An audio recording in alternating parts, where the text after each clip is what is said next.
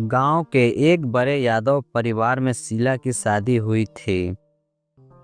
शीला एक पढ़ी लिखी और जवान खूबसूरत लड़की थी, जिसने अपने सपनों में एक खुशहाल और रोमांटिक शादीशुदा जीवन की कल्पना की थी।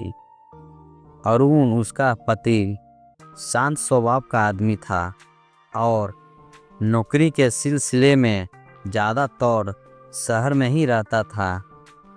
शीला ने सोचा था कि शादी के बाद उसका जीवन किसी फिल्मी कहानी की तरह खूबसूरत होगा, लेकिन उसका ज़्यादातर समय अकेलेपन में गुजरने लगा।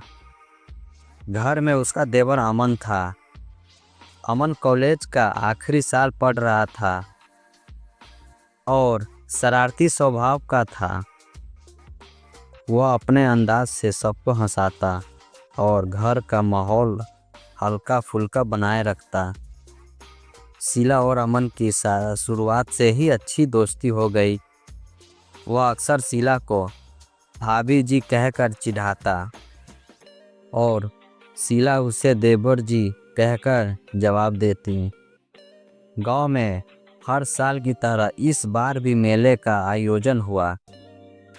शीला ने सोचा कि वह मेला घूमने जाएगी, लेकिन अरुण की गैर मौजूदगी में अकेले जाना ठीक नहीं लगा।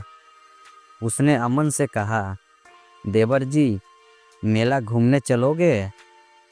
अकेले जाने का मन नहीं कर रहा। अमन ने मजाक करते हुए कहा, भाभी जी, आप कहे तो घोड़ी भी बन जाऊं, लेकिन आपके साथ मेला घूमने ज़रूर चलूँगा।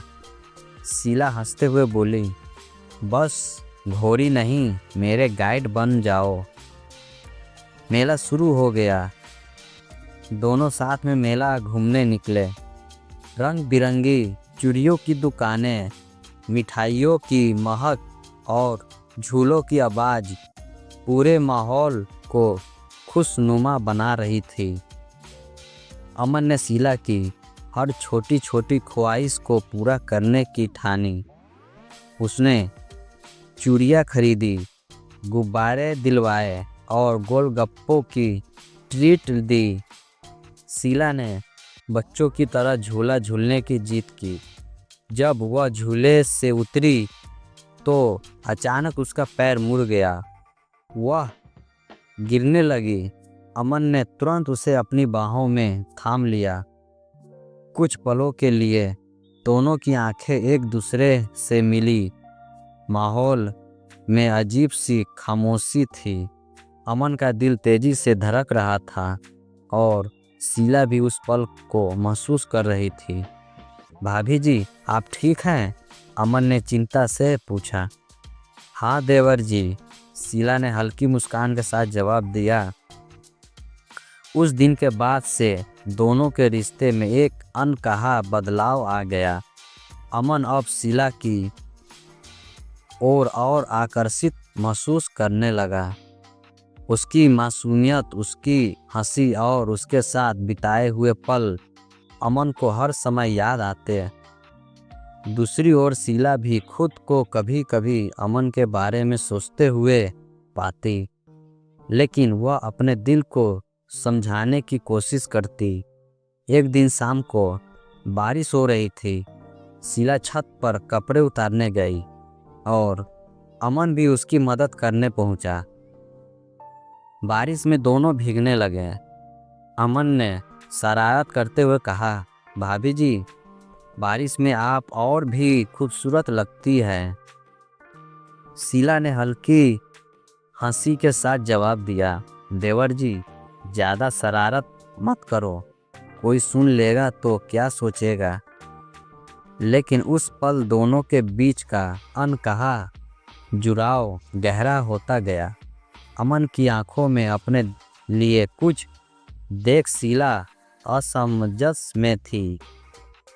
एक दिन अरुण अचानक शहर से गांव आ गया। उसने देखा कि अमन और शीला के बीच अब पहले से ज़्यादा दोस्ताना व्यवहार था। हालांकि उसने इसे सामान्य माना, लेकिन शीला को लगा कि उसकी भावनाओं को अब रोकना होगा। शीला ने अमन से बात करने का फैसला किया। अमन, जो भी हो, हमें अपने रिश्ते की मर्यादा बनाए रखनी होगी।